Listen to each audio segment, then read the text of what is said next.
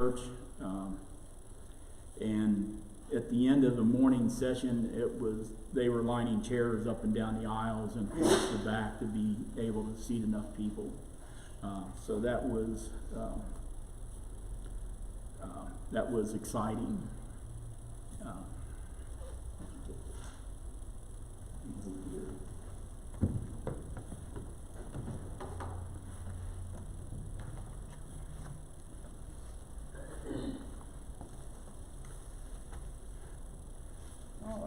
The first thing I want to do is the attendance. Like I said, it was pretty much standing room crowd. There were 826 registered members. There was a group of churches that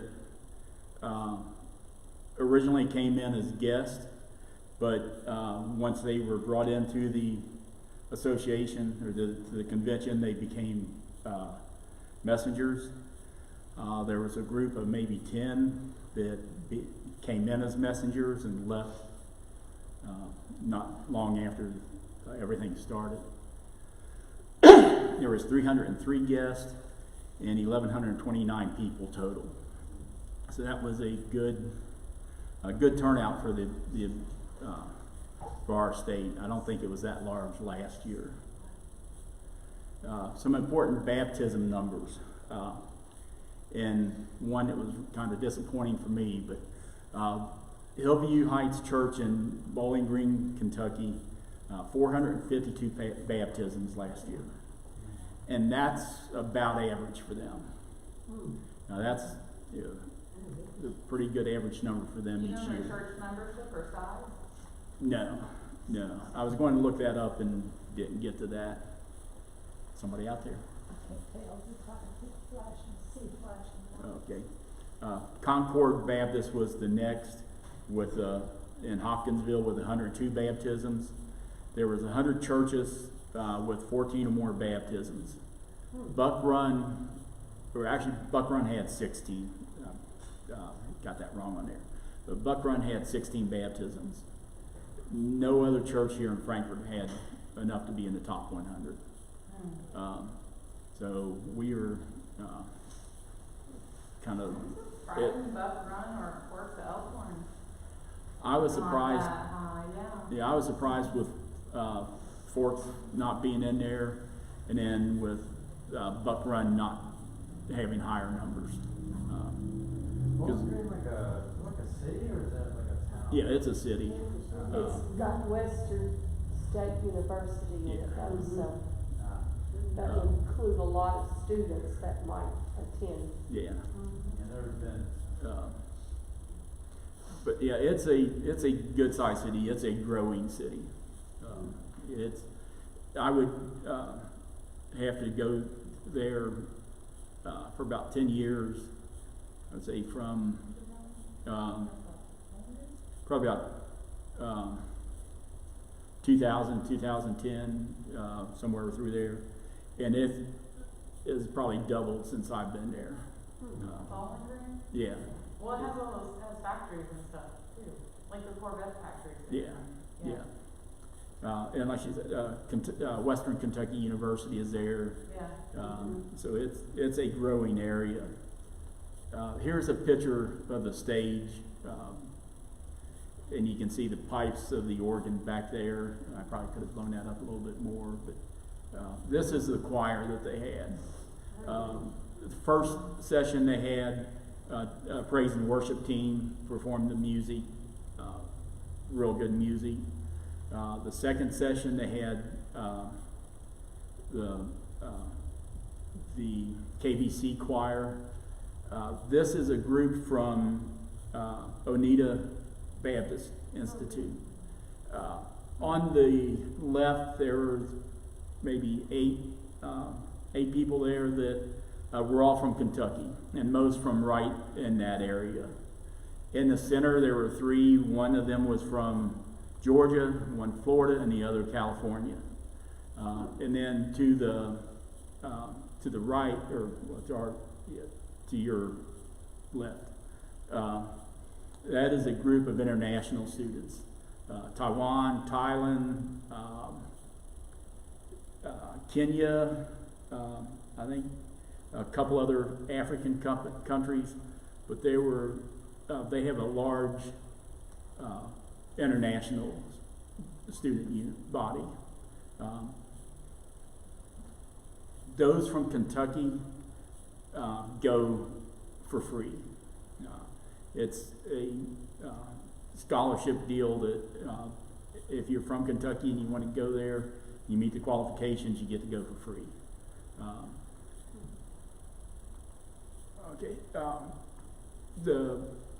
Through the KBC, there was $107,000 awarded to 129 students for scholarships this last year, and that was to either Clear Creek or Southern Seminary.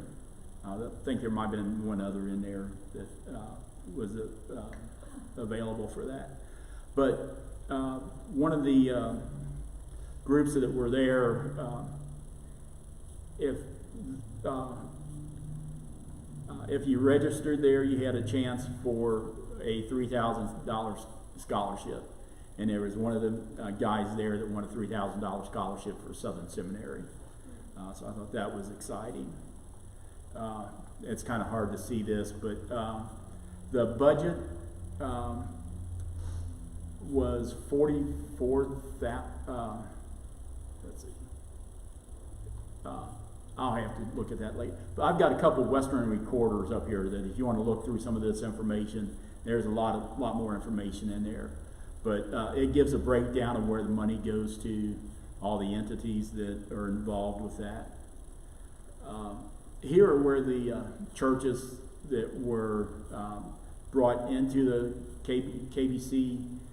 There are 11 that are full-time in full-time fellowship with us, and then there's one that is under watch care now. Unfortunately, there was one that was removed from fellowship with the KBC. I don't know if any of y'all have heard about it, any of that yet. Fern Creek Baptist Church in Louisville, Kentucky. Is that because it was a woman minister? For 33 years, there's been a female pastor there. Not sure why it hasn't been addressed before this, but the motion was brought forward. One person from Porter Memorial in Lexington asked to have it tabled indefinitely, and that got turned down real quick. One other person from that church spoke against the resolution. It ended up passing probably by 3/4 vote. And as soon as that was done, they got up and left. So that was about 10 people that left with that group. Again, like I said, I don't know why it had not been addressed before that. But one thing that kind of accelerated it this time is that they had been defellowshipped by the SBC in the summer at the annual meeting there. So I think it was kind of a foregone conclusion that they were going to be dropped from the KBC. There was 5 resolutions, one on the use of preferred gender pronouns. Biblically speaking, male and female, we should address people as their sex at birth. The other one on knowing and teaching the Baptist faith and message. Obviously, some churches don't adhere to that since they've been having a woman pastor for 33 years. Next one is on gambling of any type, with lotto, online betting, horse racing, whatever it is, casinos, resolution against all that. Equal protection of the laws for preborn children. And this is one that we have every year. Right now, while certain states have laws in place to limit what age that can still have an abortion. Usually it's 15 weeks. All those are pretty much under, somebody's filed a lawsuit against that. And then the last one was on qualification of the pastor. And I guess that's pretty obvious why that was brought in. Randy McPherson was elected the new president. I don't really know much about him, so that's probably, if we don't know a whole lot about him, that probably means that there's not a lot of issues there to deal with. So anybody got any quick questions on that? Like I said, there's a couple Western recorders up here that you can look through and get some more information. And most of you probably know the Western Recorder doesn't produce a regular issue anymore.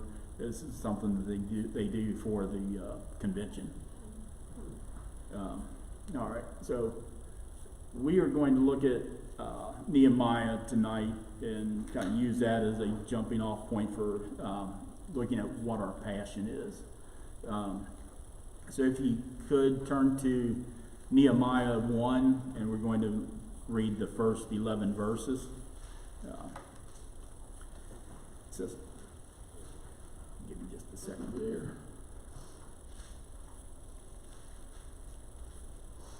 It says, the words of Nehemiah, son of Hakaliah.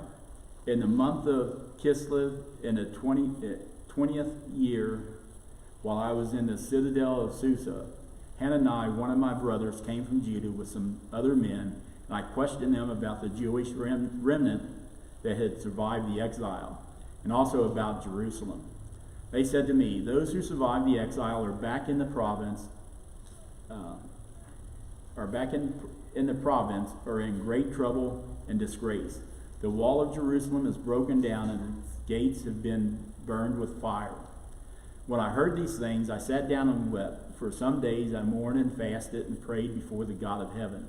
Then I said, Lord, the God of heaven, the great and awesome God, who keeps his covenant of love with those whom love him and keep his commandments, let your ear be attentive and your eyes open to hear the prayer your servant is praying before you day and night for your servants, the people of Israel. I confess the sins we Israelites, including myself and my father's family, have committed against you. We have acted very wickedly towards you. We have not obeyed the commands, decrees, and laws you have gave your servant Moses. Remember the instructions that you gave your servant Moses, saying, if you are unfaithful, I will scatter you among the nations. But if you return to me and obey my commands, then even if your exiled people are in the farthest horizons, I will gather them from there and bring them to the place I have chosen as a dwelling for my name. They are your servants and your people, whom you redeemed by your great strength and your mighty hand. Lord, let your ear be attentive to the prayer of your servant and to the prayer of your servants who delight in revering your name. Give your servant success today by granting him favor in the presence of this man. I was a cupbearer to the king. I'm sure most of you know the story. The walls had been torn down once Babylon came in and defeated Jerusalem. And quite a few of the people they were taken into captivity, others fled, so they were spread out across that land. I'm not sure how far some of them traveled, but it was quite a distance. But there's a lot of lessons we can learn from Nehemiah. One is prayer. Two is just doing the work to get a job done. That's something that he had probably no knowledge of building anything. His profession was a cupbearer. He was good at tasting food, and one that his life was in danger every time he tasted something, because he never knew when somebody was going to try to poison the king. And we saw this just not that long ago in the story of Joseph with the cupbearer who had the dream. But just a couple of facts here. 1586 BC, King Nebuchadnezzar invaded Judea. In 538 BC, Zerubbabel led the first remnant, about 43,000 Jews, back to Jerusalem. In 458 BC, Ezra returned with a remnant of about 18,000. So Nehemiah showed up in 440 BC. So you've got about 61,000 exiles that have come back to the land.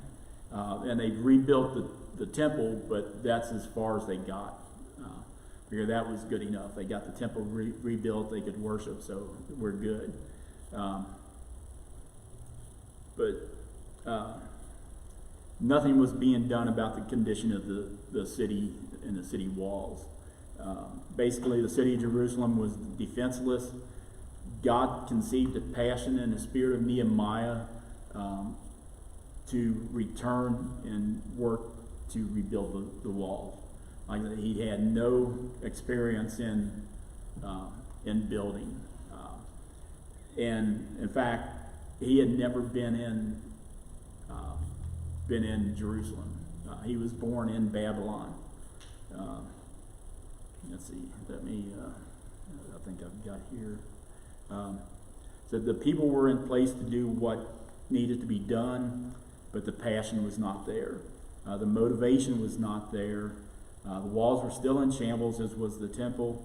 Nehemiah had a passion to rebuild the walls around the city. And it says, against all odds, he rebuilt the wall of the city in 52 days and went on to serve as governor of Jerusalem for more than a decade.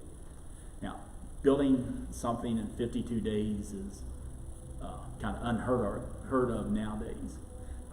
How many years did it take to build a walkway across East Main Street? What was that, 5, 6, 7 years it took to get that done? I know it was underway when I moved here, and it was quite a few years before it was finally done. But Nehemiah lived at the same time as Ezra, and if book of Nehemiah,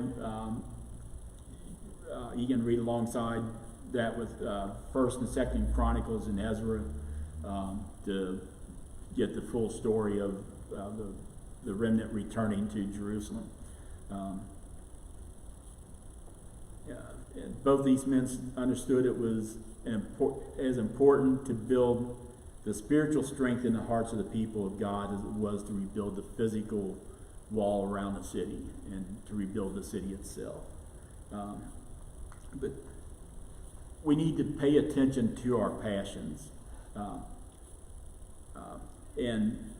With Nehemiah, once he heard what was going on, it just hit him to the point where he just sat down and wept.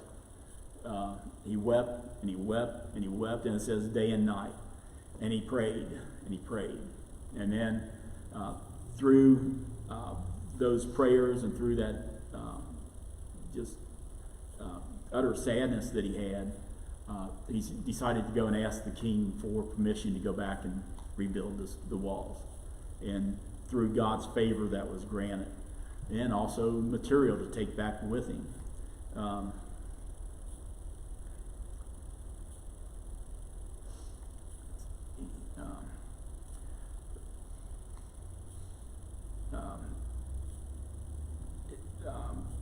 Nehemiah had asked his brother how things were going in Jerusalem, and his brother would have been more equipped to do the job of getting the walls rebuilt than he was.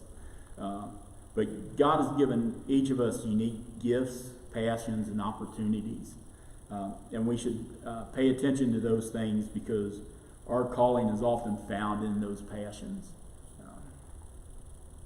Let's see here. a while back, I had picked up a lady to take to the airport in Lexington, and as we went along, we began to talk about different things, and it talked to her about church here, and she was telling me about the church that they were a part of.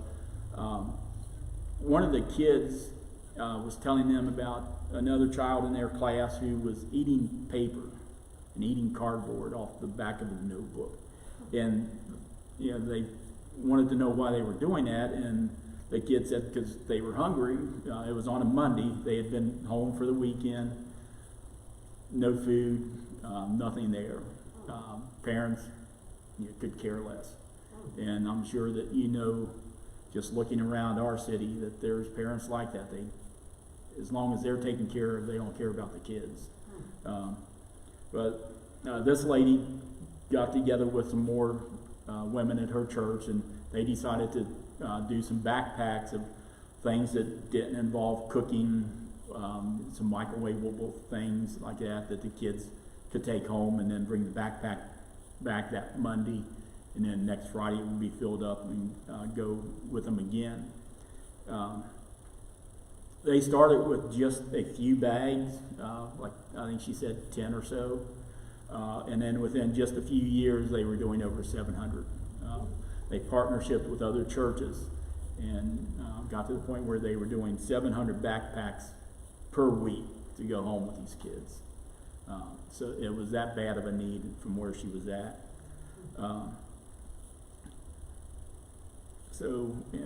There's, like I said, we can just look around and see needs all around us. Are we passionate enough to care about that need, and are we passionate enough to do anything about it?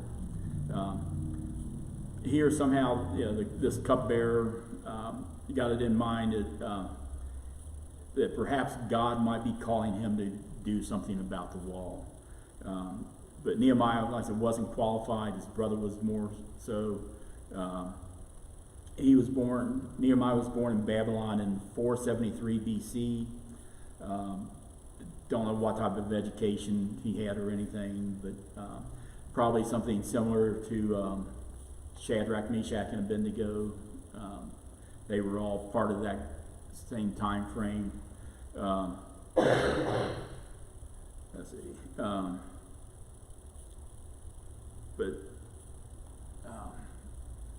Like I said, 52 days to rebuild the wall. But God conceives passions within us that sometimes seem crazy and irresponsible. But it's people who are willing to act on those God-breathed passions who truly make a difference. I'll talk about a couple things here towards the end of this that have affected hundreds and hundreds of people here in Kentucky that seem kind of outrageous to begin with. But we'll see how those outrageous thoughts can turn into a major support group and institutes that take care of kids mainly. When God awakens passion for one thing we want to accomplish, there are other things that have to be done to accomplish this task. God will equip us or put other people around us that have those tools, those needs, or those talents that we need to accomplish those things. Let's see. Henry Blackaby's 7 Realities of Experiencing God, he tells us that God is always at work around us, and he is wanting us to join him in that work. The problem is recognizing where he's working at, and that happens by being involved in Bible study, being a part of a Bible-believing church, getting that message from the pulpit each week that will give us that spiritual awareness of what's going on around us. And it may not be our passion that we become a part of, but it could be joining in somebody else's passion, somebody else that is involved already, and they need something that you're particularly skilled in, and it may be just a chance encounter. I know I've been involved in a couple things like that through the church and outside the church also. My job through BJ Novelty, part of it was setting up jukebox systems, sound systems. When I started going to church at Kenwood in Louisville, they had a hard time keeping somebody in a sound booth. And it was usually kids that were up there and weren't paying attention half the time, so they needed somebody that could take care of the sound booth. I really hadn't done much of that, but I had enough working with sound systems that I knew a little bit. So I started doing that there because they had the need for that. When I left Kenwood, I went to Beachmont Baptist in Louisville, and I was there a couple months, and I kept noticing that the worship minister had to keep going back and forth to the sound booth every now and then.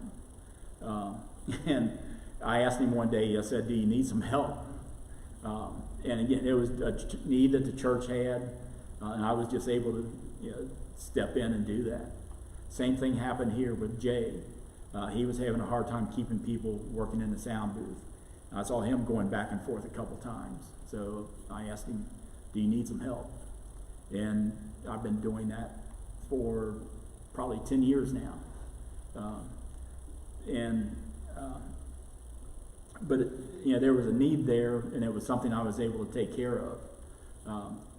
And same thing has happened outside the church too, that has developed friendships that have lasted decades, and also put me in contact with people who were going to have needs later on that neither one of us ever expected, and I was able to kind of be there as a counselor and give them some encouragement along the way. But we all have some type of passion. We just have to figure out what that is, and then we also have to be aware of what other people are involved in. Is there anything you feel God may be calling you to do, but you feel unqualified to do? And what are some things that you're passionate about? I know one thing that I would love to be able to do, it's just way beyond my means, is to have some place for kids to go in the evenings, like after football games, basketball games. Especially in a city like Frankfort, there's not much for them to do here. But if there was, when we first moved to Louisville, there was a church there who in their basement it was called Jonah's Java Cafe. And it was set up for kids. I'd taken my girls there. They would have bands come in and play. There was pool table, air hockey, things like that, board games. They served canned soft drinks, coffee, tea, hot dogs, chips, and that was about it. But they drew a good crowd. One of the bands that we saw there ended up being a band called, when we first saw them, they were just visiting, but they ended up being called the Elms. And they ended up being a national touring act, and even had a couple of their songs played on a couple of TV series. So that was kind of neat, meeting a band like that from the very beginning, and then seeing how that would spread. Let's see. Again, God has given each of us unique gifts, passion, and opportunities, and we should pay attention to those things because our calling is found in them. God conceives passions within us that sometimes seem crazy and irresponsible.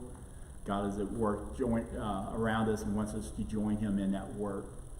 So a couple of questions here, and if you want to say out loud what it is, what's something that makes you cry? what is something you see happening that makes you cry? And one for me is seeing what happens with some of these kids around. Just seeing how parents could just let their kids run wild. And then also, and again, what makes you sad? And some of those same things, it's just seeing other people sad kind of affects us, I think. And when we see that, we want to try to offer some type of assistance. We want to try to comfort them somehow. But here's one that I think we all have something that this is. What makes you mad? What is it that really angers you? Anybody want to say anything?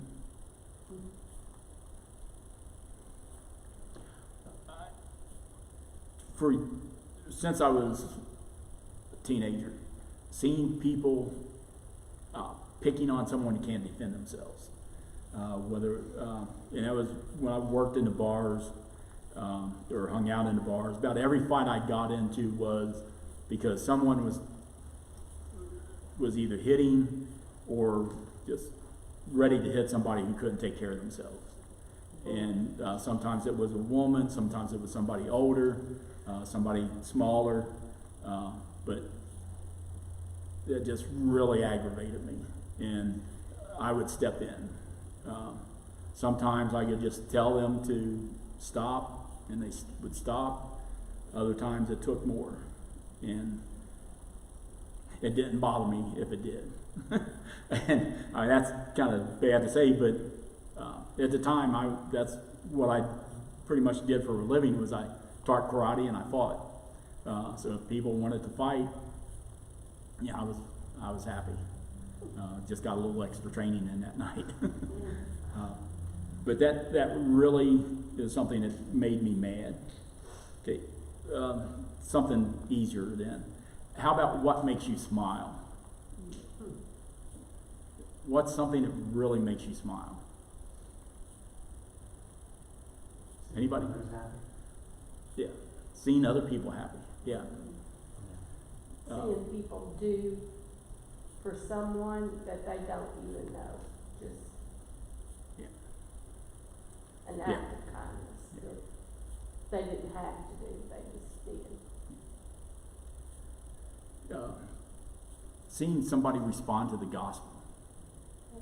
Now, I've had that opportunity a couple of times to present the gospel to people and see them respond, and just to see how it turns their lives around in a lot of cases. Some, it's like it's a little bit of a dip change, but others you can see a big change in their life. When I was in Louisville, I'd worked with the youth there for, whenever we didn't have a full-time youth pastor, I kind of filled in. And there was a few of the kids there that came to know Christ while I was doing that. And that was exciting. And then outside of this, something that winning at the racetrack was always exciting. We jump up and down and yell and everything. Too bad we don't have that same excitement in church while we're worshiping.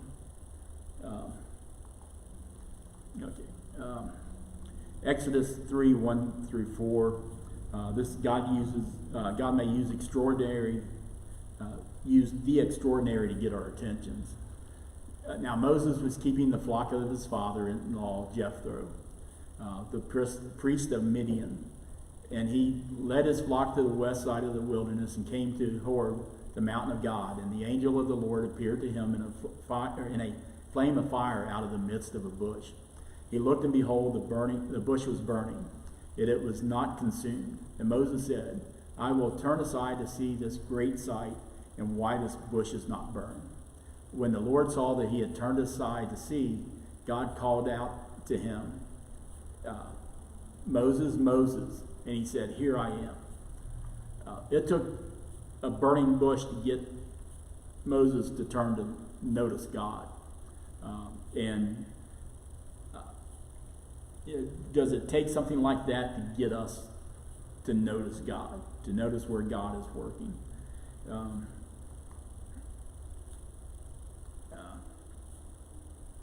And a question, has God been trying to get your attention? And will we say, Lord, if there is anything I'm missing, let me see it? And I know I miss things a lot. At the racetrack one night, we had a couple of drivers get killed this one season on the track. And I was talking to the owner at the end of the race one night, and it was when I was living in Louisville, so I was telling about having to drive back to Louisville so I could be up for church in the morning. And he had said something about, people need to be in church. And it was like midnight or so, and I was worn out. And I was halfway back to Louisville till it hit me. Are you going to be in church tomorrow? It was the question I probably should have asked. But I just missed it because I was tired, just not paying attention. We do that a lot. We get so wound up in our everyday lives that we miss a lot of things where God is at work around us, and that He is calling us to be a part of that.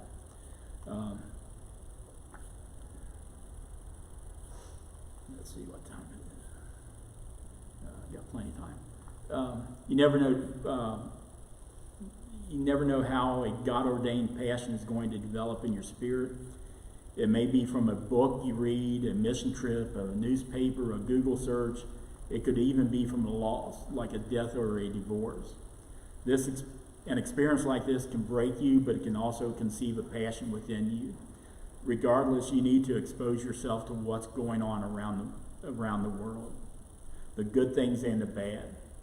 You need to cry, you need to get mad, you need to find joy. And through it all, you need to allow God to get a hold of your heart.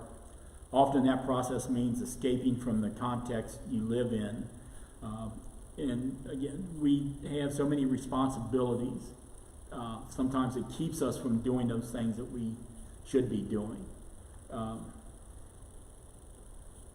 And if we're busy, there are responsibilities that we have to take care of. We have family to take care of. We have jobs to deal with. Some of us, others are retired and have a little more free time, which I'm enjoying part of that. But we have to look at what God is actually calling us to do. And thankfully, I think me driving a cab is part of where God wants me to be at because of how many people I come in contact with. It's anywhere from the drug dealer or prostitute at the motels, or picked up a guy who was from Japan. He was Japanese. He was in charge of quality control for a distillery over there. He was here visiting bourbon, Buffalo Trace, and I took him all the way to Bardstown to one of the distilleries there. And everything in between, every walk of life. I picked up people from probably 20 or 30 different countries. But it gives me a chance to develop a conversation. Sometimes that conversation is only 10 minutes long. Other time it's half an hour or an hour long. But oftentimes I can say, we were just talking about that at church. Or we had done a Bible study recently that talked about that. Or the pastor was just saying this. And that is an honest thing I can say, because too often God gives us what we need at the time we need to hear it. He gives us that information that we can share with somebody else when we need to hear it, or when they need to hear it. And so I think God has kind of put me in that position, because I'm not real good at going up to people and talking to them. But here, you know, I don't really have much of a choice. I've got to talk to people.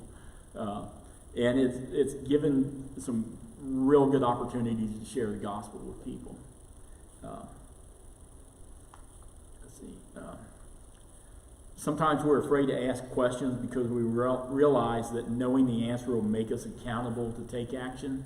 Blackaby says that one of the 7 realities of experiencing God is at some point you'll come to a crisis of belief, that when you hear God calling us to action, we have to make an adjustment to our life to answer that call. And are we willing, once we get that desire to do something, are we willing to give up what it is that's keeping us from doing it? And then, given that, write down one question that you may need to know the answer to. So what one question is, do I really need to be doing this, or does God really want me to do that? Just think about that and write it down. Is there something that you feel God calling you to do? And I think it was the Spider-Man movie, with great power comes great responsibility, was one of the lines in that. We can also say that with great knowledge comes great responsibility. The more we grow in Christ, the more we understand Scripture, the more through prayer we get just this feeling that God is calling us to do something. We need to take action. Let's see. When we become aware of a need, we need to take responsibility. One big thing that, let's see what else I get. Here's at some point we'll come to a crisis of belief, and then we hear God calling us to action. We will have to adjust our life to answer that call. One thing that really stuck out to me yesterday, besides all the singing and worshiping, a couple of great speakers, Harold York, or not Harold York, Herschel York gave the sermon in the second session. That's first time I've heard him. He was excellent.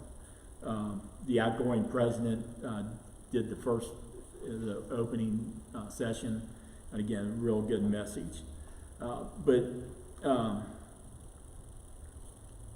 the guy from Sunrise Children's Services was up on the stage, and he was given just a review of what's gone on at Sunrise.